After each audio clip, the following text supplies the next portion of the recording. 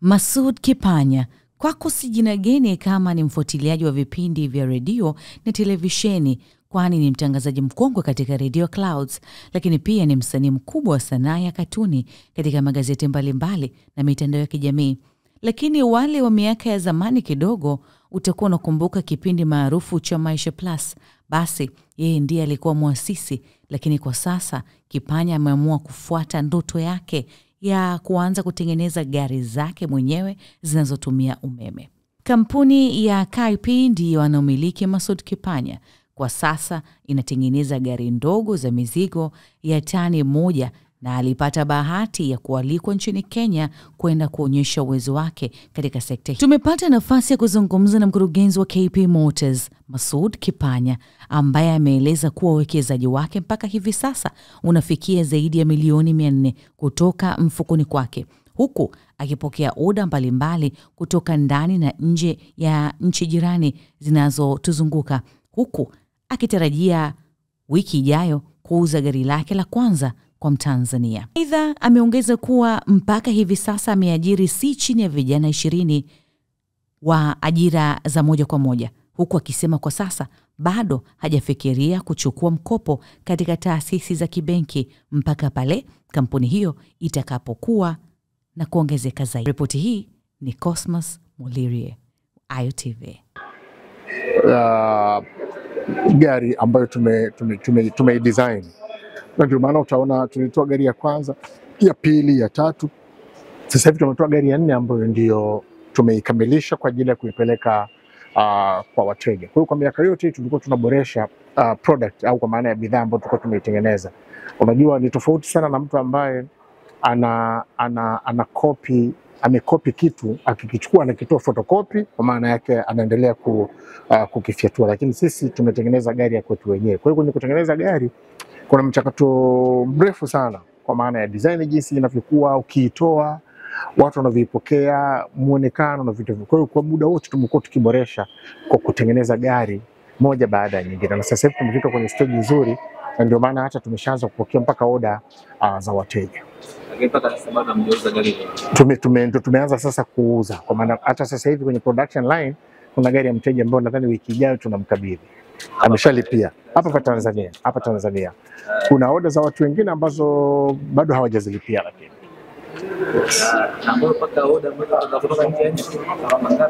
za nje ya nchi tuna gari kama 8. Tulikuwa tuna oda za gari 8, gari 2 za Mheshimiwa Ruto alafu na gari nyingine kama 6. Lakini jana pia kuna simu ambayo imepigwa, nimeambiwa kuna gari, kuna mtu alikuwa anazungumzia Uganda na Kenya. Unajua mtu anaweza akashangaa kwamba inakuwaje wanaulizia hizi gari. Hizi ni gari ambazo ni bei yake moja ni rahisi, lakini kuzihudumia gharama yake ni ndogo, kwa sababu kwanza unatumia umeme, unatumia mafuta, lakini pili hakuna engine. Kwa zile parts ambazo ziko kwenye engine kule kwenye gari ya umeme hakuna. Kwa hiyo huhangaiki na plug wala huhangaiki na chochote. Hii oda ya Rais Ruto inakuwaje, na wewe kama ndo CEO ulipokeaje? Actually tulikuwa kwenye maonyesho ya makubwa sana ya Afrika Mashariki ambayo yanazunguka nchi mbalimbali. Safari hii yamefanyika Kenya na nchi zote 8 za Afrika Mashariki zimeshiriki. Kwa hiyo washiriki ni wengi sana.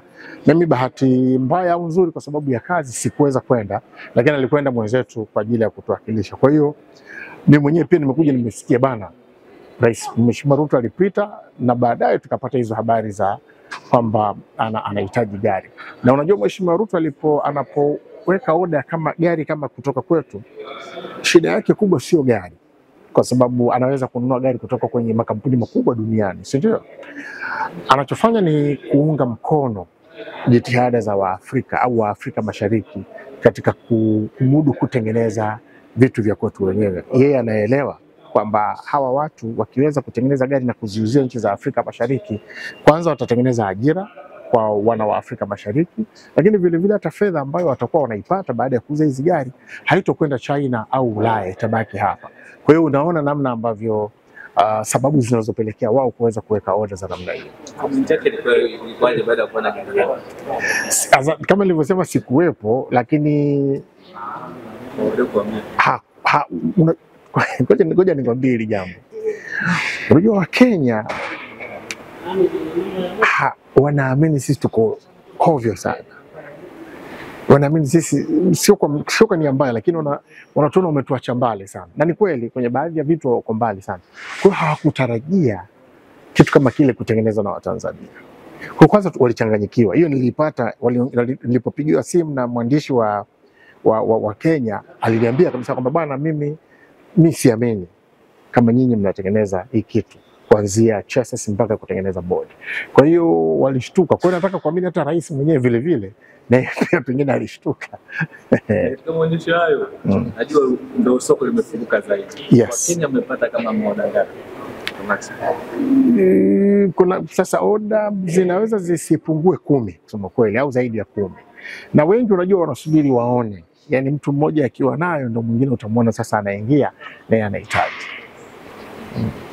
Na kwa kawaida uchukua muda gani mpaka ile gari mnaliunda linakuwa vizuri kuingia sokoni? Kwa sasa hivi kwa sababu ya uduni wa vifaa bado hatujaweza kuwa na ile full automation. Hatujaweza kuwa na robot na zile nini. Tunatumia sana vifaa ambavyo ni kama vile kampuni za magari za leo zilipokuwa zinaanza mwanzoni. Unajua kampuni zote hizi zilipoanza hawakuwa na mashine haya ambayo leo wanayatumia. Kwa hiyo hata sisi vile vile inatuchukua muda kidogo, unanipata, kwenye kuweza kukamilisha.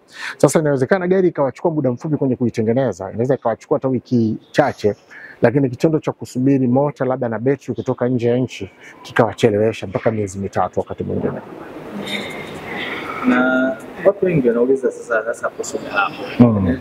Ile bwana basi nzuri, lakini gharama ni vipi? Watu wanasahau kitu kimoja. Kiri kuu Suzuki Carry ambayo inabeba tani 1 used, gari ambayo imetumika, imetembea miaka 30, iliyotengenezwa, maana tunazungumzia gari ambayo imetengenezwa mwaka 94, inauzwa milioni 22, 23, 24. Sasa kwa bei hiyo sisi tunakupa gari ambayo ni mpya, sawa, haitumii mafuta, kwa hiyo unaokoa, hauna engine, kwa hiyo unaokoa zaidi. Kwa hiyo unaona bado kwa gharama. Actually Kenya kilichowafanya mpaka waje sana kwetu ni hiyo gharama, kwa sababu wao walitengeneza, kulikuwa kuna gari moja wametengeneza kidogo hivi miaka kadhaa iliyopita, walikuwa wanaiuza karibu milioni 40 ya Tanzania. Ya Tanzania. Na ni kagari sio kama mizigo, ni kagari kadogo tu. Kuna wakati mheshimiwa, nadhani rais wa sasa aliyepita aliendesha hiyo gari. Nadhani ni Ruto kama sikosei. Ni Ruto aliendesha hiyo gari. Ruto wanapenda sana hizi innovations unajua. Lakini ile gari thamani yake ilikuwa ni milioni 40. Na sio gari ya mizigo. Kwa hiyo kwetu sisi gari ya mizigo ambayo inakupa faida sisi tunaiuza kwa milioni 24 mpaka 26. Kwa hiyo kwetu sisi gharama bado ni ndogo sana. Matumizi yake ya umeme? Matumizi ya umeme ni madogo sana kwa sababu unatumia unit kama 10 kuchaji betri yote ikajaa. Sasa unit moja ni watu na shilingi 300, 400. Kwa ina maana unit 10 unazungumzia 4,000 mpaka 5,000. Unakwenda mwendo ambao kama ingekuwa ni petroli ingekupeleka kwa shilingi 60,000. Kwa hiyo una save kwa kiasi kikubwa sana. Actually unatumia 10% ya kile ambacho ungetumia kwenye mafuta. Na changamoto hata niliona juzi kwenye kipindi lao zilizozungumzia kukutana na changamoto wakati kipindi unaanzisha kampuni. Kazi kama nchini. Sasa hivi ukoje hali kwako? Changamoto hazikosi, na sisi kitendo cha kuweza kufika huu mwaka wa 6 bado tupo. Mimi namshukuru Mungu kwa sababu mara nyingi watu wanadondoka mwaka wa 2, wa 3, wa 4 kwa sababu unaweka hela mpaka unachoka. Kwa hiyo changamoto zipo, lakini kadri siku zinavyokwenda naona watu wanatuelewa, taasisi zinatuelewa. Juzi tumepata fund kutoka mfuko wa Funguo ambao unakuwa funded na UNDP. Tumepata milioni 100. Kwa hiyo unakuta vitu kama hivyo vinawaongezea nguvu. Wao wametusaidia kwa ajili ya tupate gari kama 5 hivi, tutengeneze gari 5. Kwa hiyo changamoto zipo, lakini kadri mnavyoendelea kukomaa kuna milango ambayo inafunguka ya kuweza kusaidiwa. Mtaji mzima ni wako mwenyewe binafsi kama unakuingia benki kwa kuchukua? Ni pesa yangu mwenyewe. Na kuna wakati kama naongea peke yangu kwa sababu unachanganyikiwa. Mpaka sasa hivi haraka una kama ngapi iliyotumika? Hela iliyotumika? Ase, unajua kwenye startups kama hizi, kwa sababu unatengeneza unarudia, unakosea, unatengeneza, hela inayotumika ni nyingi sana. Inafika 400-500. Yes. Ila huwezi kuiona kwa sababu huitoi cash. Lakini ukisema uikusanya yote, haisemi hela nyingi. Ili kufanya kwa baadhi ya vitu vyako umeuza? Sijawahi kuuza kitu isipokuwa vacation za watoto zimepungua. Watoto hawaendi safari. Na wewe mwenyewe vitu vyako kadhaa umepunguza vingi sana. Sema mimi sina vitu vingi sana kwenye maisha, unajua. Mimi sio mtu wa kupati kivile, lakini bado mambo mengine pia yanakwenda kwa kiasi kikubwa. Mungu ni mwema. Juzi nilikuwa naongea na staff wangu, namwambia unajua tangu tumeanza watu hawajawahi kukosa chakula cha mchana staff. Kwa hiyo maana yake vitu vingine vinatokea kimiujiza tu. Yaani mnaona mnaenda tu. Umeelewa? Kwa hiyo ukiwa na ile ukiweka ile dhamira ya dhati. Sijui, lakini nahisi kama Mungu anawaangalia waja wake, afu anakuangalia uko serious na ile jambo. Kama uko serious anakupush. Kama umekuja kwa mchezo anakutupa. Sasa sisi tumedhamiria kuanzia mwanzoni. Tulisema hili jambo tutakwenda nalo no matter what. Kwa unashangaa kuna vitu vinatokea vinakwenda hatukwani. Mpaka sasa una staff wangapi? Tuna staff kama karibu 20. Yes, wa moja kwa moja. Na wale wengine ambao wananufaika kupitia sisi na wenyewe ni wengi sana. Kuna matumizi makubwa sana ya teknolojia hizi mambo AI kwenye nini? Maroboti kwenye kampuni. Robot bado, isipokuwa of course gari electric vehicle yoyote sisi kuna software nyingi ambazo zinatumika kwenye pale, kwa maana ya kati ya battery controller mpaka kwenda kusambaza umeme kwenye matumizi ya gari. Lakini kwa AI bado, ingawa kwa sababu tuko Tildo pale, Tildo ndio kama wazazi wetu, kama walezi wetu kwa sasa hivi. Pale Tildo kuna wataalamu.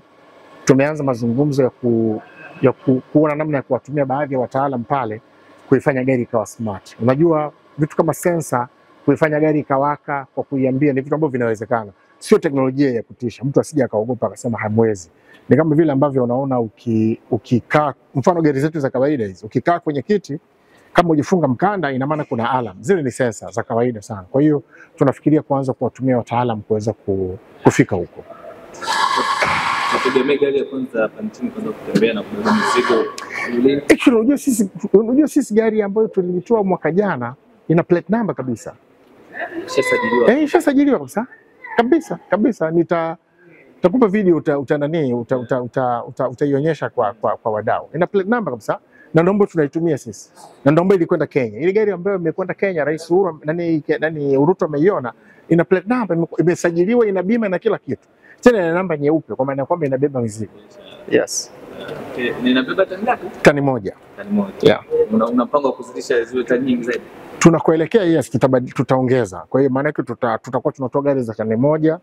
Unajua kwenye tani moja tumeolenga hawa wafanyabiashara wadogo, watu wadogo, vijana ambao wanaweza wakamudu. Yes. Na mpango wa gari za kutembelea za kawaida za abiria. Hizo pia tutakuja kidogo. Mbeleni sana kidogo. Yes, sasa hivi kuna prototype moja ya kama Alpha, gari ya abiria kama 7 hivi. Na yenyewe pia tunaifikiria kuipush. Sawa. Mikopo benki wanakwambia unakopa ama bado? Tunaiogopa. Mikopo tunaiogopa kwa sababu ya ule muda unaopewa kurudisha, miezi bado ni mfupi sana. Na sisi hatujajiweza. Bado tunavuta kwanza mpaka tukikaa sawa ndio tutaweza kuchukua fedha kutoka kwenye taasisi za fedha. Mimi ni Gina Baltazari. Alikusogezea ripoti hii ni Cosmas Mulirie, Ayo TV.